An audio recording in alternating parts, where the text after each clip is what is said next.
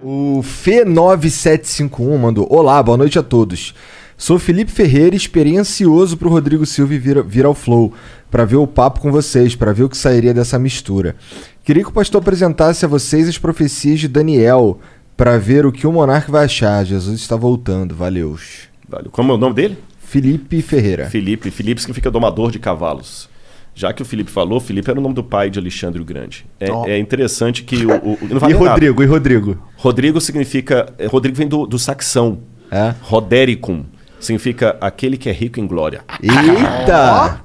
Tanto é que as línguas saxônicas, como o alemão, como o inglês, o nome Ricardo vem da mesma raiz. Fala rich, rico, Richard. Pode crer. Né? Bom, vamos lá.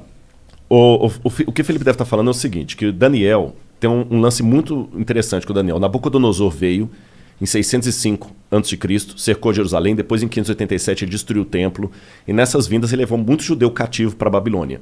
Né? Levou muito judeu cativo para a Babilônia. E levou um jovem chamado Daniel. E ali a Bíblia fala que o rei teve um sonho, e ele ficou confuso com o sonho. Daniel foi lá, interpretou o sonho do rei e falou: olha, rei, Deus deu esse sonho para você para mostrar o que vai acontecer no futuro da humanidade.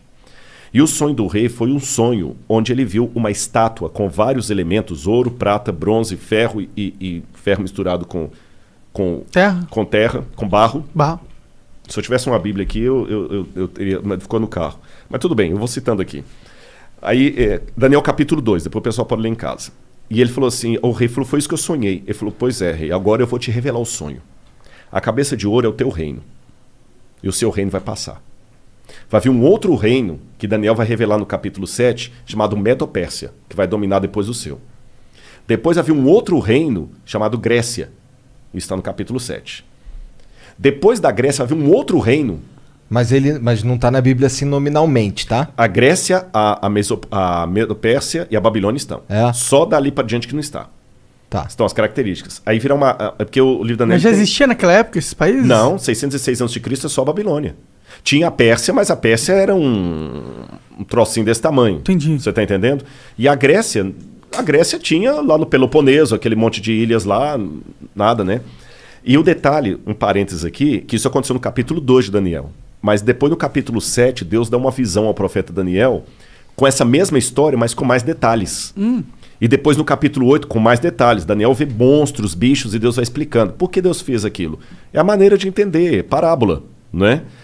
E Deus vai dando detalhes. Aí Deus fala o seguinte, começam as características. Eu estou pegando agora Daniel 2 e 7. A Babilônia vai passar.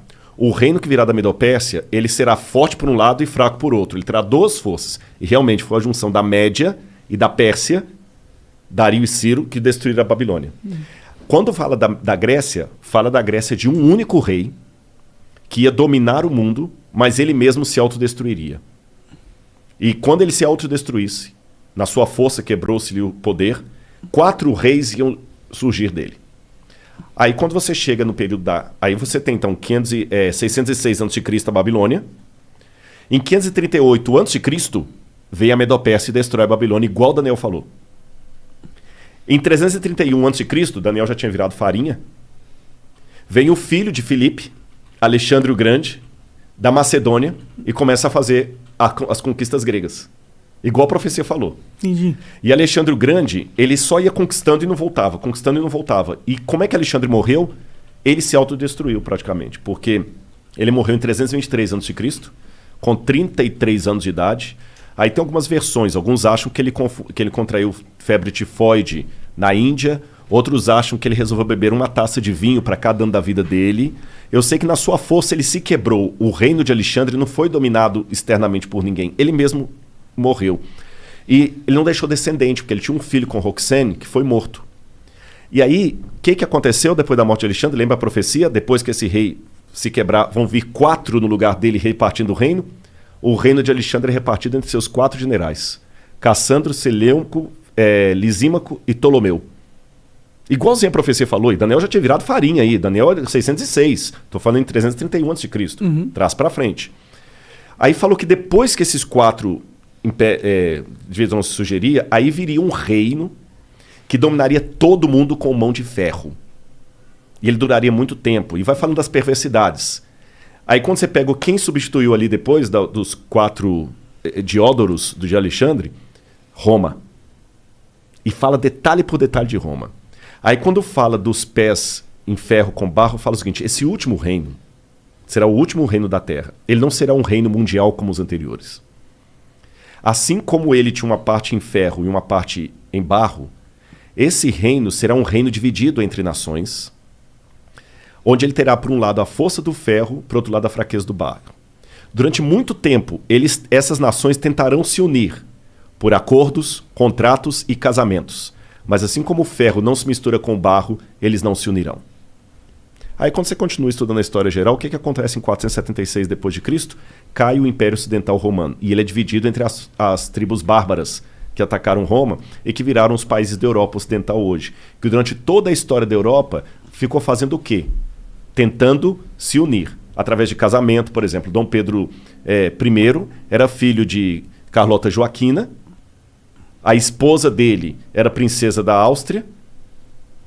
Tá certo? A Rainha Vitória chegou a ser chamada de vovó da Europa, porque ela tinha parente em todo lado. Lembra que o que casou com a Elizabeth agora, ele era de sangue alemão e estava na Grécia. A Europa toda tem parentes e eles não conseguiram unir a Europa. O que Napoleão tentou? O que Carlos Magno tentou fazer? Unir a Europa, não conseguiu. O que Napoleão tentou fazer? Unir a Europa, não conseguiu. O que Adolf Hitler tentou fazer? Unir a Europa e não conseguiu. Mercado como europeu, unir a Europa e não conseguiu. Agora o Brexit. A Europa pensou que unir, rachou de novo. E a profecia falou que esse reino seria um reino dividido até o fim, quando então virá uma pedra do céu, que é a volta de Jesus. Eu dei um panorama assim rápido, sabe? Então acaba com o cometa. Não, aí é um símbolo da volta. Não é um asteroide. Fala que é uma pedra como se fosse tirada uma montanha. É um símbolo da intervenção divina na história. Entendi. Nos dias desses reis. Então, cara, é muita coisa coincidindo assim que você vai assim, pô, mas aconteceu ao pé da letra. Esse é só um exemplo. A Bíblia está lotada de profecias. Não são profecias como música de Roberto Carlos quando você está na fossa. Qualquer uma conta a sua história. Você entendeu? Não tem música assim. Qualquer uma conta a sua história. Você tá lá, tomou um pontapé no traseiro da menina, parece que a música foi feita para você. Sim, histórias que são arquétipas. Não, tipo não é o caso. Do herói. Isso aqui é... Histórias que se repetem na humanidade. É muito legal. E eu vou fechar essa resposta aqui, que foi só uma pincelada que eu dei, né? Durante muito tempo, muitos pensavam que tudo de Daniel era um mito. Por exemplo, se você conversasse com um cético no século XVII, XVIII, até o início do século XIX, ele dizia assim... Daniel não foi o cara que leu umas paradas que foram escritas na parede com sangue? Foi o Belsazar, que era o rei da Babilônia. Eu vou falar dele na arqueologia. Olha que interessante. Segura que eu vou falar dele. Um cético, até por volta de 1820, ia falar com você assim: livro de Daniel é todo mito, bobagem, nada disso aconteceu, porque a arqueologia não existiu Babilônia. Pelo menos o grande império da Babilônia não existiu. Você vai no rio Eufrates de fora a fora e não vê nenhuma Babilônia ali. E a Bíblia e Heródoto falavam que a Babilônia, o rio Eufrates cortava a cidade, igual o Tietê e Pinheiros corta São Paulo. Aí você vai Tietê de fora a fora e não vê rastro de cidade. Até que, em 1899, um pouco antes, a Layard começou a explorar algumas coisas e ele conseguiu encontrar tijolos com escrita estranha, que foram decifradas e descobriram o nome de Nabucodonosor. Eu mesmo tive a oportunidade de traduzir um tijolo com escrita cuneiforme. Tem um artigo publicado disso, pela USP, inclusive. Que foda. Onde eu estudei e achei o nome de Nabucodonosor. Vou contar desse tijolo para vocês daqui a pouquinho. Provou, então, que, o Nabucodonosor existiu. Mas até esse achado de Layard, falar de Nabucodonosor era algo tão ridículo na academia como falar do rei Arthur. Provou que Nabucodonosor existiu. Em 1898, 14 anos depois disso, Robert Coldray, um arqueólogo alemão, descobriu na colina de Hilá a Babilônia. E o rio Eufrates estava desviado, por isso que ele não passava dentro da cidade. Entendi. Então já provou, Nabucodonosor existiu, a Bíblia estava certa, a Babilônia também existiu. Aí, depois descobriram, quando decifraram a escrita cuneiforme, o neo-acadiano, a lista dos reis da Babilônia. Aí veio o Belsazar. Porque, segundo a Bíblia, o rei que estava no poder quando os medo-persas atacaram a cidade, o rei da escrita na parede lá que você falou, chamava-se Belsazar. Só que quando você pegava a lista dos reis da Babilônia, o último rei era Nabonido. Então, peraí. Agora nós temos um problema arqueológico. A lista oficial da Babilônia, quando colocava os reis inteiros, o último foi Nabonido, não teve nenhum depois dele.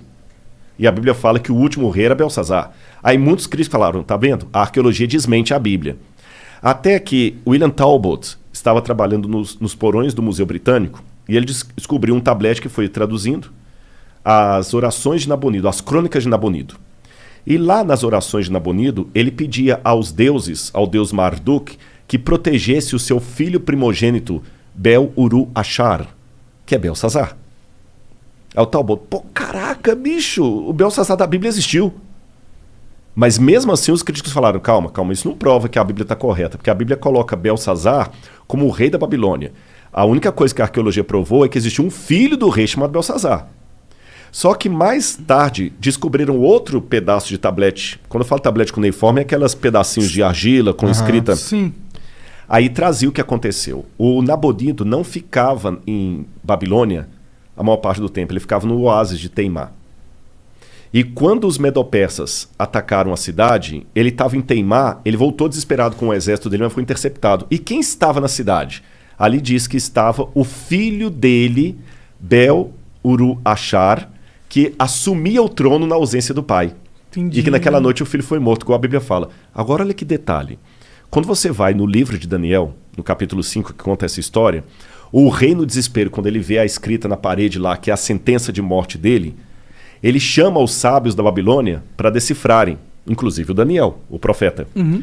E ele fala com Daniel assim, Daniel, se você decifrar a parede, eu farei de você o terceiro no meu reino. Está assim na Bíblia, farei de você o terceiro no meu reino. Agora faz sentido por que a Bíblia diz que ele prometeu o terceiro lugar. É porque ele mesmo... É o segundo. É o segundo.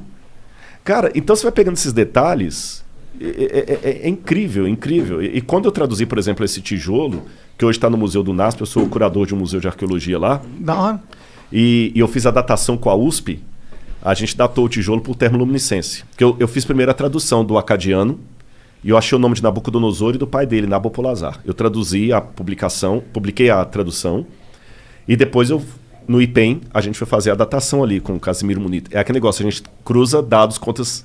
Eu não sou da área da química, mas aí a gente faz pares e publica artigo científico junto. Ah.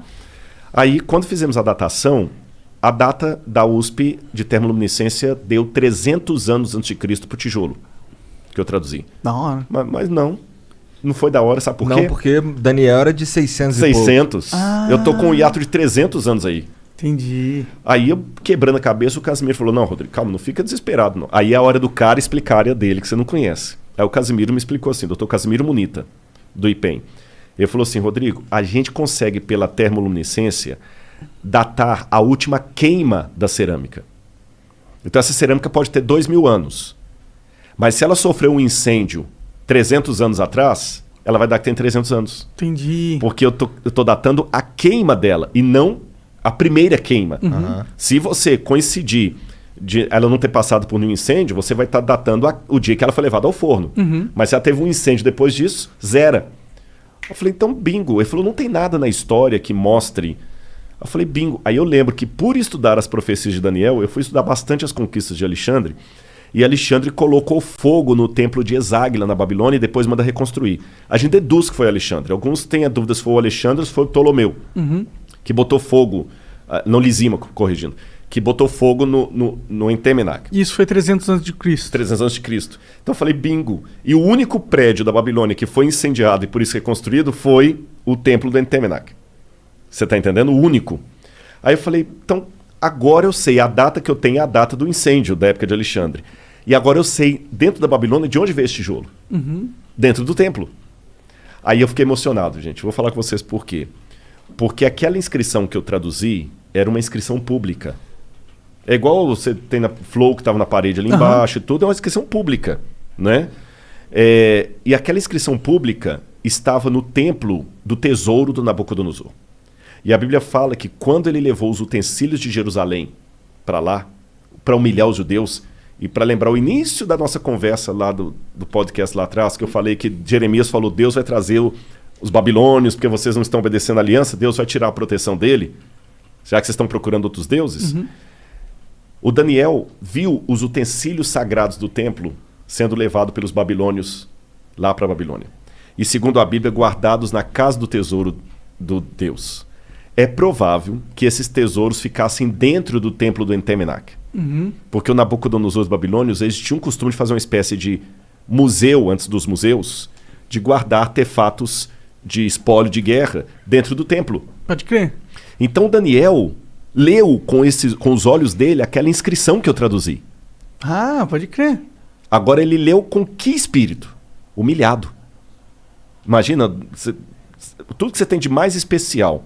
Se você for religioso, aquele crucifixo que a sua avó te deu, que fez o catecismo e tudo, sendo colocado lá de qualquer maneira lá...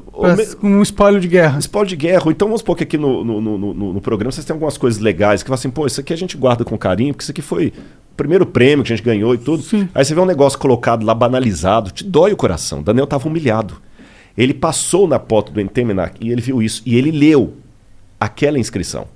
Eu sou Nabucodonosor, que foi o que eu traduzi. Rei da Babilônia, provedor dos templos de Esagla e Êxodo.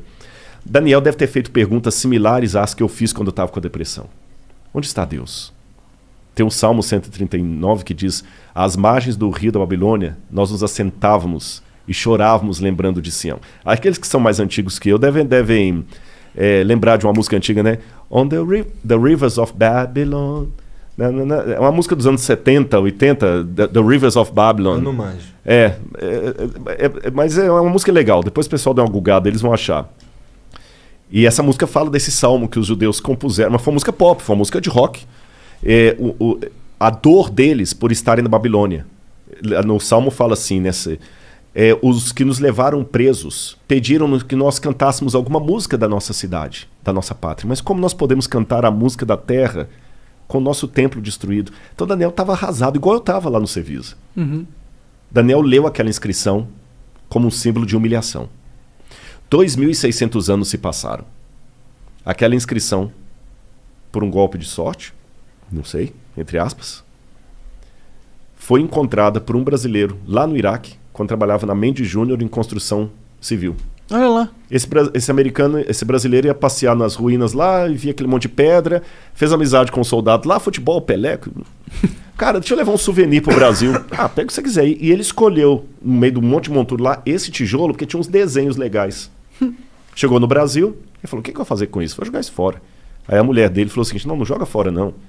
Doa isso pro professor Paulo Barbosa, ele é professor da escola adventista lá, de história, ele pode usar, que doou. Esse professor Paulo ficou com essa pedra uns 30 e tantos anos. Ele até morreu, esse professor. Quando foi um dia, ele foi visitar o museu do NASP e ele viu alguns tabletes com inscrição cuneiforme. E eu estava no museu nesse dia. E eu falei: eu tenho lá em casa um tijolo com esses desenhos. Eu vou doar para vocês. Que legal. Cara, eu fiquei, sabe? Como é que é? Quando eu fui à casa dele, eu peguei o tijolo na mão assim com os desenhos. Se você colocar aí, se não for abusado sobre vontade, se você colocar assim, tijolo babilônico Rodrigo Silva, vai aparecer uma foto do tijolo aí na internet, assim, tudo, né, cara? Hoje em dia é só clicar. Aí o que acontece? Eu peguei aquele tijolo, quando eu falei: professor, isso aqui não é desenho não, isso aqui é inscrição cuneiforme. Ele falou: aí o que tá escrito isso aí? Eu falei: não dá para escrever. É esse aqui, ó. Esse aqui, ó. Eu falei no ex-ateu, graças a Deus. Eu nem sabia disso aqui, não tem nada a ver com isso. Um ex-ateu Blogspot. Eu nem sei quem é, viu? Mas é esse tijolo aqui, ó. É esse aqui, ó.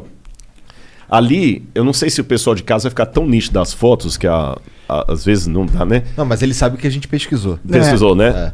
Então ali aquela primeira... Parece um asterisco. Parece. Se lê Dingir em acadiano. Dingir. Dingir é um epíteto de um nome divino, mas ao mesmo tempo como o nome de um rei, logo em seguida. Aí você tem essa língua silábica, ela não é alfabética. Aí você lê Dingir, Nabucodonosor, Lugal. Lugal é rei em acadiano. Bom, antes de entrar na tradução, eu lembro que quando ele colocou o tijolo no meu colo, falando que era desenho, eu falei: professor, isso aqui não é desenho, isso aqui é escrita. Aí ele falou assim: então lê para mim o que ele está falando. Não dá para ler igual você lê a Folha de São Paulo. Pô, não... eu leio isso aí, mas eu não sou professor de acadiano. É que quando você faz arqueologia, a gente estuda um pouco de egípcio, acadiano. Aí tu sabe o que é e daí tu leva mas exatamente. Aí você vai pesquisando, vê vai traduzindo aos poucos. E tem muita língua que você até estudou, mas se você não está falando, você esquece. Tem muita coisa que eu esqueci. Egípcio, eu ainda dei aula de egípcio na faculdade, mas acadiano eu nunca lecionei. Mas eu falei: mas eu posso decifrar, Pô, aí peguei meus dicionários lá, meus léxicos e tudo, e consegui decifrar. Então ali tá, eu sou Nabucodonosor, Lugal, rei de Acadê, Babilônia, rei da Babilônia, provedor na segunda linha dos templos de Êxida e Exáguila, que é justamente o outro nome do Entemenac, aqueles templos lá.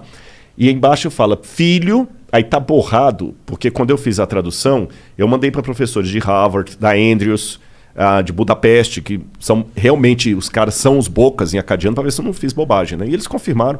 E um professor de Budapeste acredita que onde está borrado aqui, que eu não consegui traduzir, seria filho primogênito de Nabopolassar Lugal Acadê, rei da Babilônia. E esse símbolo aqui é igual aquele lá, não? É, só que aqui você lê Acadê. Lá é Dinger, aqui é Acadê. Você entendeu? Que é o nome da cidade. É porque o sumeriano ele traz os símbolos e dependendo de onde está ali na frase, a sílaba é outra. Que viagem. Nossa, deve ser um inferno ler isso. Não porra. Mas é legal. Aí eu sei que eu peguei o tijolo, traduzi, publiquei, porque a gente tem um negócio chamado currículo Lattes, que você precisa de vez em quando botar o... É igual o Instagram, tem que botar uma fotozinha lá, senão o pessoal é o Instagram dos inteligentes. Aliás, eu vou aproveitar aqui, vou pedir o pessoal do Instagram, eu deve ter com uns quase 300 e tantos mil seguidores. Podia verificar a gente e também. Não verificar, vocês também não? Eu vou verificar o Rodrigo e o Flow. Como assim? Você viu vocês 1 milhão e... Eu não a Laura tenho... falou que como assim 1 milhão e não sou verificado? Eu não sou verificado no Twitter, aí o Flow também não é, por aí vai. Isso deve ser algum complô da NASA. Eu vou pra não permitir que as verdades do Flow cheguem... Eu vou explicar bem o que é. Existe um esquema onde agências vendem verificado. Dinheiro. Eu também tô achando que é isso. Não, é isso. É isso. Puxa vida. É porque já chegou pra mim várias vezes. E como que você valoriza um item? Você diminui a oferta. Então dá pra você comprar uns verificados. Mas o que importa é que o pessoal tem do lá. Mas qual que é teu Instagram? É Rodrigo Silva Arqueologia. Tudo junto? Tudo junto. Rodrigo Silva Arqueologia. Tudo eu botei, Rodrigo Silva Arqueologia. O YouTube também, Rodrigo Silva. Na verdade, gente, quer outro milagre? O meu YouTube tá com 1 milhão e 100 e poucos mil. Eu não sei como, porque eu não sou youtuber, não tem nada. Quem me ajuda é minha esposa. O conteúdo deve ser interessante. Ele tem alguma coisa. Mas voltando a falar da pedra aqui, eu sei que eu peguei, consegui, eu dou a pedra, coloquei lá no museu. E que tamanho é essa pedra, mais ou menos? Mais ou menos assim, ó. Entendi. É o tijolo. Eu tô falando pedra, mas corrigi, é um tijolo. Tô ligado, parece um pedaço de uma parede. É, porque era um pedaço realmente, só que ele tá quebrado ali, vocês viram, né? Aí botei no museu, mas aí só uns 5 ou 8 anos depois, que eu fui fazer a outra pesquisa com a pedra, pelo museu, pro IPEM, porque como eu falei, de vez em quando você tem que ter um artigozinho científico lá. Hoje tá difícil, eu tô escrevendo outros livros, eu não tô com condição de publicar tantos artigos científicos, mas muita gente vai olhar o seu Lattes. Se você não tem nada de publicação acadêmica, congresso e tudo mais... Não passa confiança. Não passa confiança. Mas então, de vez em quando eu tenho que botar alguma coisinha lá. Então eu peguei e publiquei com a USP a datação. Foi aí na datação que completou o quebra-cabeça. Veio de Exáguila. Aí agora sim... E mesmo sendo acadêmico, eu dei o espaço para o romantismo. A possibilidade matemática de Daniel ter passado na porta daquilo ali e lido aquela inscrição, eu não tenho como provar, mas ela é grande. Sim. Pegando o texto bíblico e o que foi levantado do cativeiro, Daniel leu aquilo ali numa situação de muita humilhação, que eu identifiquei com a minha. Pode crer.